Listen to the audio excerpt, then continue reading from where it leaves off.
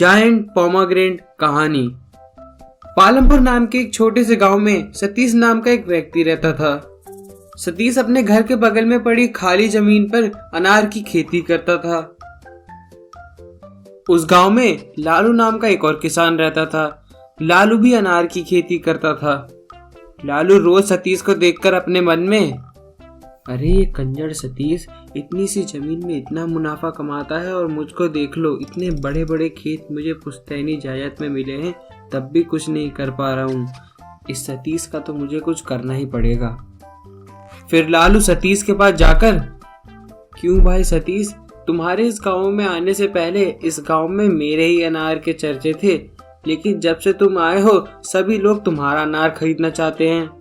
ऐसा क्या जादू कर दिया तुमने सब पर, मुझे भी तो कुछ बताओ इस बारे में। फिर सतीश लालू से, कोई जादू वादू नहीं है लालू भाई, मैं अपनी मेहनत और लगन से ही खेती करता हूँ और जितना मुझे जरूरत है उतने दाम पे अनार बेचता हूँ, इसलिए लोग मेरा खरीदना पसंद करते हैं और आप जरूरत से ज्यादा दामों पर चीजें बेचते हैं, इसलिए लोग आपसे सामान लेने में कतराते हैं।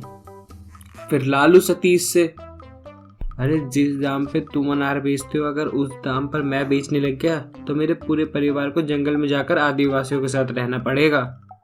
अगर मुझे समाज सेवा ही करनी होती तो मैं कुछ सरकारी नौकरी नहीं कर लेता। इसलिए मैं तुम्हें यहाँ भी समझाने आया हूँ, या तो तुम अपने अनार का दाम बढ़ा दो या मैं तुम्हें हटा दूँ यहाँ से। फिर सतीश ने लालू की हाँ में हाँ मिलाई, लेकिन अपने अनार का दाम नहीं बढ़ाया।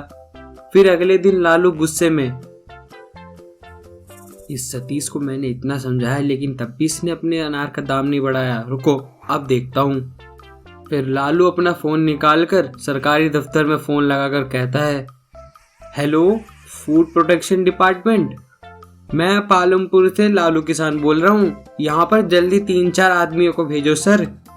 यहाँ पर तरह तरह की दवाइयाँ मिलाकर अनार उगाए जा रहे हैं, काफी लोगों की तो तबीयत खराब हो गई इन अनारों को खाकर, जल्दी आओ सर।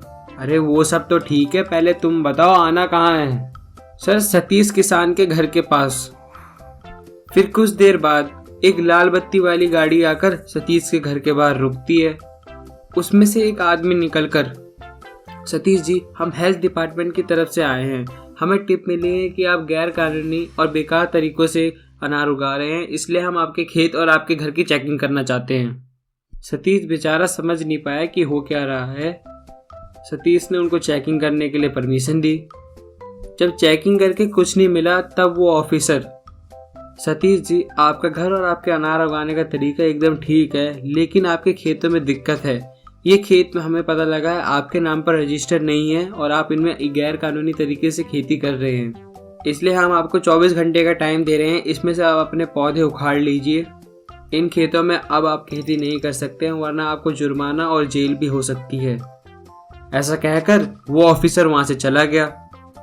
सतीश ने अपना सर पकड़ लिया, अब मैं क्या करूं, मुझे तो खेती के अलावा कुछ आता भी नहीं है और मुझ पे इतने पैसे भी नहीं है कि मैं कुछ अपना बिजनेस चालू करूं। काश मेरे पे थोड़े पैसे होते तो मैं एक नया खेत खरीद लेता, पर इस बार की तो फसल भी इतनी अच्छी नहीं है। इतने में एक साइंटिस्ट वहां से जा रहा था। सतीश को परेशान देखकर वो साइंटिस्ट सतीश से, माय चाइल्ड तुम इतने परेशान क्यों हो, मुझे अपनी दिक्कत बताओ। सतीश ने एक एक करके सारी बात उसको बताई। फिर वो साइंटिस्ट हंसने लगा, बस इतनी सी बात, ये लो। ऐसा कहकर उसने एक शीशी सतीश को पकड़ाई। फिर साइंटिस्ट ने बोला, ये कोई गंगा जल नहीं है जिससे तुम पूजा करने लग जाओ, ये मेरा लेटेस्ट आविष्कार है। इस लिक्विड की एक बूंद भी जिस चीज पर पड़ेगी वो चीज साइज में 10 गुना हो जाएगी।